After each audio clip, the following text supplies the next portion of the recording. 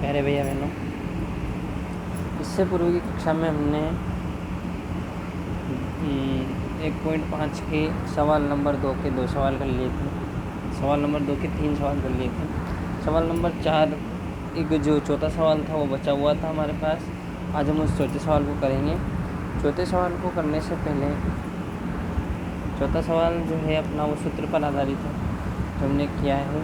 देखो अपने पास सवाल है। सवाल क्या है? √5 माइनस √2 √5 प्लस √2। अपने कक्षा 8 में बीजगणित के कुछ सूत्र पढ़े थे। देखो इसमें पहला पद समान और दूसरा पद भी समान। पहला पद समान, दूसरा पद भी समान, एक जगह माइनस एक जगह प्लस। तो यहाँ सूत्र बन रहा है क्या? a minus B A plus B बराबर क्या होता है? a² minus b²। तो a की जगह तो क्या गया? √5 और b की जगह क्या गया? √2। इसको अपन को सवाल इस रूप में है अपना, इनको इस रूप में बदलना है। a², तो a क्या है? √5। a क्या है? √5, तो यहाँ जाएगा √5 का स्क्वायर माइनस √2 का स्क्वायर। तो √5 का स्क्वायर क्या हो गया? 5 और √2 का स्क्वायर क्या हो गया? 2। √5 का स्क्वायर 5 और √2 का स्क्वायर 2। तो अपने पास क्या आ गया फिर? 5 माइनस 2 बराबर कितना आ गया? 3। ये था अपने पास सवाल नंबर 2।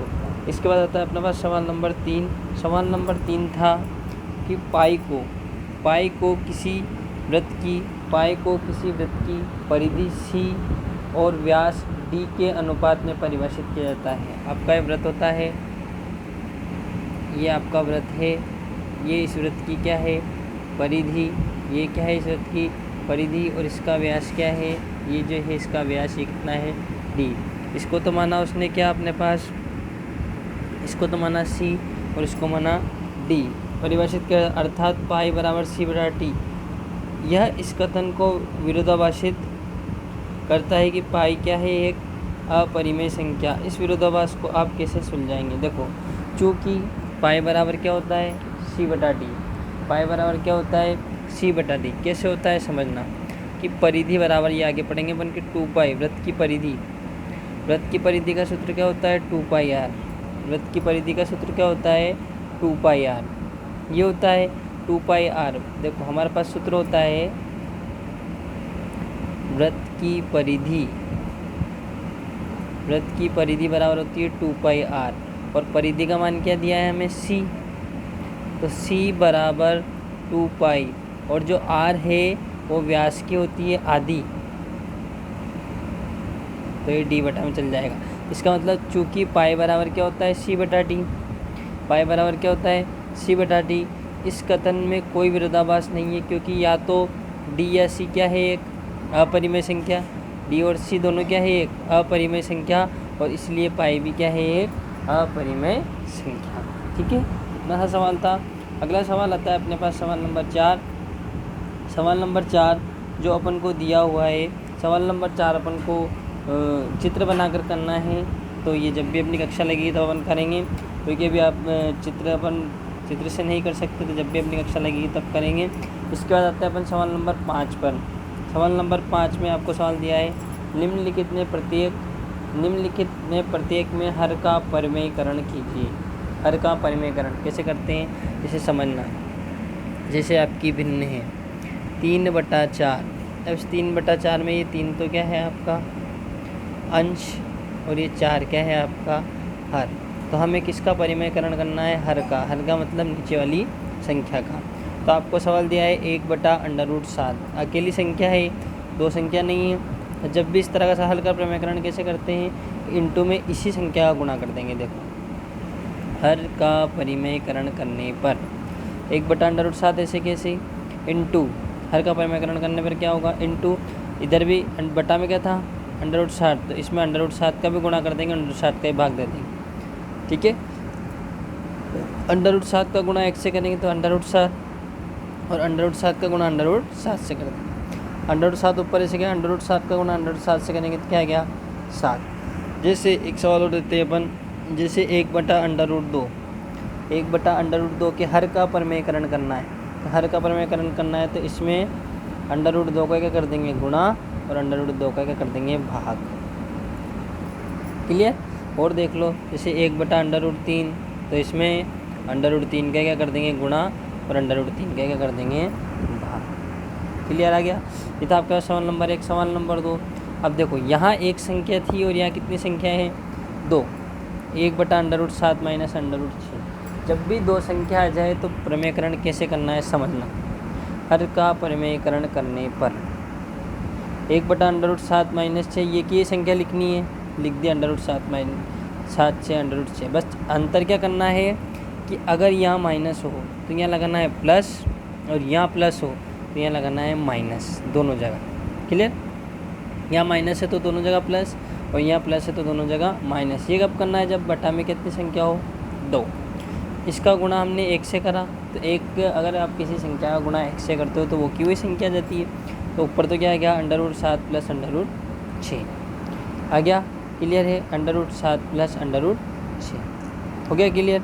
इसके बाद नीचे आते हैं। अब यहाँ देखो, यहाँ सूत्र बन गया, यहाँ नीचे हमेशा सूत्र बनेगा। यहाँ a minus B A plus B, ये a minus B A plus B, a minus B A plus B बराबर क्या होता है a² माइनस b²। तो a की जगह तो क्या है √7 और b की जगह क्या है √6। तो ऊपर तो ऐसा कैसे, ऊपर कुछ करना ही नहीं है। √7 का स्क्वायर माइनस √6 का स्क्वायर, √7 प्लस √6, √7 का स्क्वायर कितना हो गया 7, √6 का स्क्वायर कितना हो गया 6, √7 प्लस √6/1। क्लियर है। ये हो गया आपका सवाल नंबर 2। अब चलते हैं अपन सवाल नंबर 3 की तरफ। सवाल नंबर 3 देखिएगा। सवाल नंबर 3 क्या है अपने पास। सवाल नंबर 3 अपन को दिया हुआ है, देखो ये संख्या दी हुई है 1/√5 प्लस √2, वही हर का प्रमेयकरण करने पर। ठीक है, तो हर का प्रमेयकरण किससे करते हैं समझ में आएगा। तो ये की संख्या लिखनी है। अब देखो यहाँ प्लस है तो ये क्या कर दिया माइनस। जैसे यहाँ पर क्या था, यहाँ था माइनस, तो यहाँ क्या करा था अपनों ने प्लस, यहाँ था माइनस तो यहाँ क्या करा था प्लस। अब यहाँ क्या है प्लस, तो यहाँ क्या कर दिया अपनों ने माइनस। इतना सा अंतर है। अगर ये होता तो अपन √6 का गुणा कर देते, और अकेली संख्या होती तो ऐसे करते। ठीक है, तो ऊपर तो इसका गुणा 1 से करेंगे तो ये का ही आ गया। नीचे वही सूत्र बन गया a plus B a minus B बराबर क्या होता है, ये बन गया। हो गया एक स्टेप। क्या होता है a plus B a minus B बराबर a² माइनस b²। ऊपर की संख्या ऐसी कैसी, नीचे सूत्र बन गया a की जगह a, b की जगह b। a का स्क्वायर मतलब √5 का स्क्वायर, b का मतलब √2 का स्क्वायर। √5 का हो गया 5 और √2 का हो गया 2। ये अपना आंसर है। क्लियर है। अगले सवाल की तरफ चलते हैं। ये सवाल था अपने पास 1/√7 माइनस 2, वही हर का प्रमेयकरण करने पर। ठीक है, तो 1/√7 माइनस 2 वही विपरीत चिन्ह लेना है। यहाँ माइनस था तो यहाँ के ले लिया प्लस, यहाँ माइनस था तो यहाँ के ले लिया अपनों ने प्लस विपरीत चिन्ह। इसका गुणा 1 से करेंगे तो ये का ही आ गया और नीचे ये आ गया। वापस यहाँ सूत्र बन गया, देखो a minus B A plus B, a plus B A minus B बराबर क्या होता है a² माइनस b²। ऊपर की संख्या ऐसी कैसी, नीचे सूत्र बन गया वही a² माइनस b²। एक बार तो किसका स्क्वायर कर देंगे √7 का स्क्वायर, एक बार 2 का स्क्वायर। ऊपर तो ऐसा का ऐसा ही, ऊपर कुछ करना ही नहीं है। √7 का हो गया 7, √2 का कितना हो गया 4, तो √7 प्लस 2 कितना बटा 3। ठीक है, ये आ गया अपने पास सवाल। ये थी अपने पास प्रश्नावली 1.5। प्रश्नावली 1.5 हो चुकी है अपनी। अगली कक्षा में अपन पढ़ेंगे प्रश्नावली 1.6। आप इन सवालों को करके देखिए, समझिए, कोई समस्या हो तो पूछिए। लेकिन आप जितना ज़्यादा दोहरान करेंगे उतना ही आपकी प्रैक्टिस बढ़ेगी और उतना ही आपको सवाल करने में आसानी होगी। धन्यवाद।